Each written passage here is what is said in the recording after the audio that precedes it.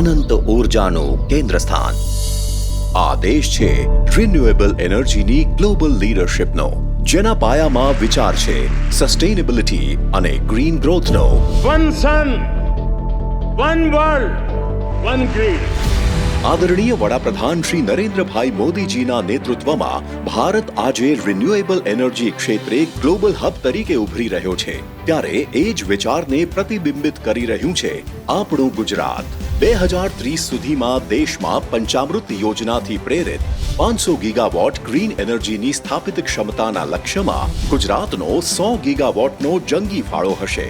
દેશના અમૃતકાળમાં મોદીજીના વિઝન અને ગુજરાતના મુખ્યમંત્રી શ્રી ભૂપેન્દ્રભાઈ પટેલના નેતૃત્વમાં ગુજરાતમાં થવા જઈ રહી છે આરી ઇન્વેસ્ટ 2024 એડિશન 4. દેશ વિદેશના સ્ટેક હોલ્ડર્સ, સ્પીકર્સ અને ડેલિગેટ્સની હાજરીમાં પ્રધાનમંત્રી શ્રી નરેન્દ્રભાઈ મોદીજી આ મંચનો શુભારંભ કરાવશે.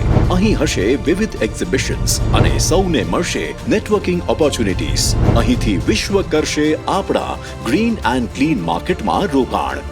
દેશના ગ્રીન સેક્ટરને લીડ કરશે ગુજરાત અને વિકસિત ભારત એટ 2047 માટે બનાવીશું વિકસિત ગુજરાત.